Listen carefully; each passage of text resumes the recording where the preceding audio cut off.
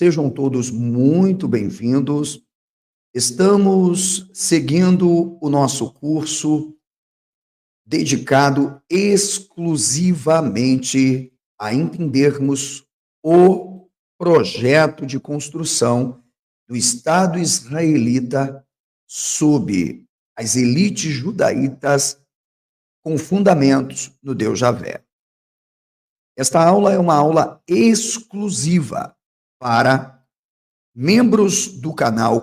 Você pode ter acesso a este conteúdo exclusivo, disponível pela assinatura, ou você pode adquirir separadamente com todo o material didático.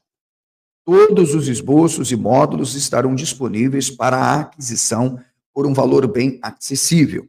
Então, vamos começar a nossa abordagem procurando entender como que um povo politeísta, um grupo de trabalhadores do campo que viviam de um lado para o outro, peregrinando sem paradeiro, sem uma terra, contemplando todas as grandes potências de sua época, significa cidades organizadas, cidades estabelecidas, vamos chamar aqui de cidades-estados e províncias, bairros, num termo que você consegue compreender melhor, beleza? E percebendo a grandeza desses povos, que já tinham uma estrutura social, política e econômica muito forte, esses chamados hebreus, de alguma forma, começaram a projetar uma maneira de construir também uma organização social forte. Mas, para que isso acontecesse, era preciso que esse povo adotasse, em um dado momento da história, um modelo, um status. Para que isso, de fato, pudesse dar certo, era preciso, inclusive, haver uma restauração, uma mudança total na forma de vida desta comunidade. E é isso que nós vamos entender agora. Aí na tela, você está visualizando comigo um texto importantíssimo, que é uma inserção pós-exílica, mas que retrata uma tradição que lá no início das conquistas da terra de Canaã está empreendendo uma forma de mudar vamos dizer, o modus operandi desta comunidade. E essas fontes nos deixam muito claro que esta comunidade não era uma comunidade que tinha um Deus étnico, um Deus regional. Os hebreus perceberam que todos os povos tinham os seus deuses patriarcais, os seus deuses regionais, em determinados panteões.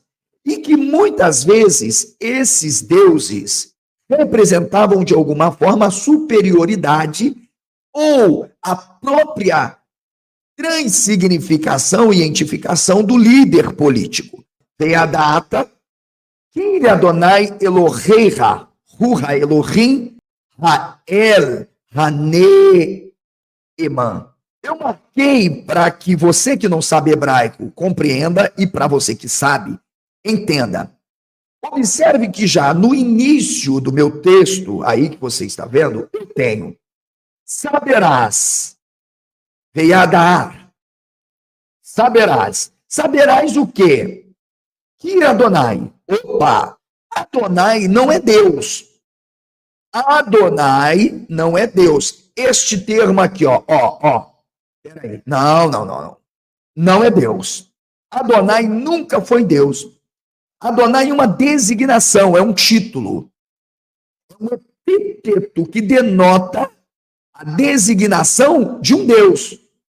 Peraí, professor, agora deu um treco. Não, Adonai é um título. Adonai foi passando o Hashem, ok? Traduzido para Jeová, Javé, como você quiser.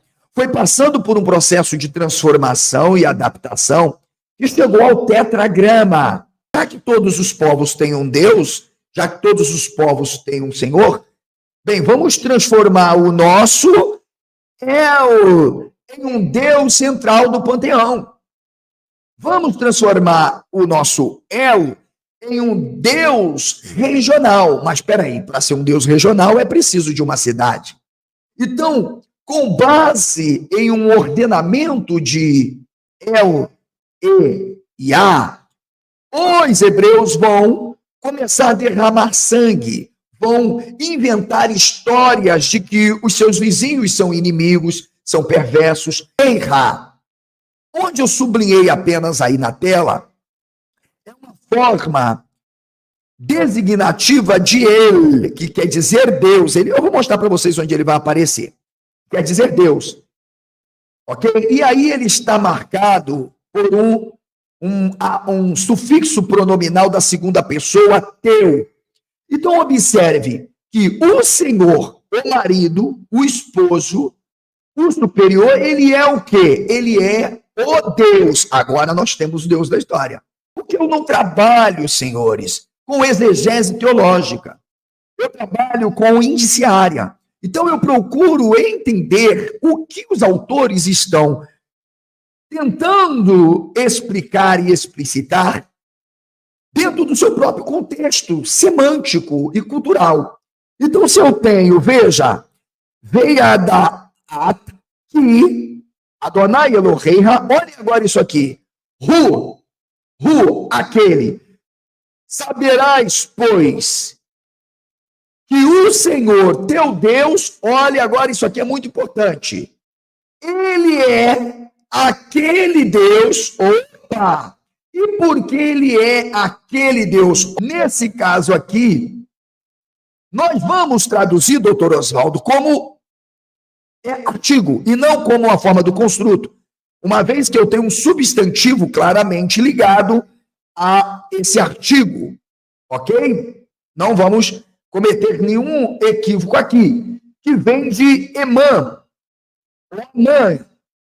Só que nesse caso, você vai perceber que eu tenho um verbo que está anexado, senhores, a um artigo. Por quê? Porque este verbo, ele está no tronco nifal, como um particípio masculino singular e absoluto. Eu tenho um verbo no particípio singular masculino, que é emã, que é esse que está aí em roxo que você está vendo, anexado a um artigo, e este artigo é um artigo que liga a esse verbo, eu preciso dizer o seguinte, ele é Deus, e olha o particípio com o pronome oculto, o fiel.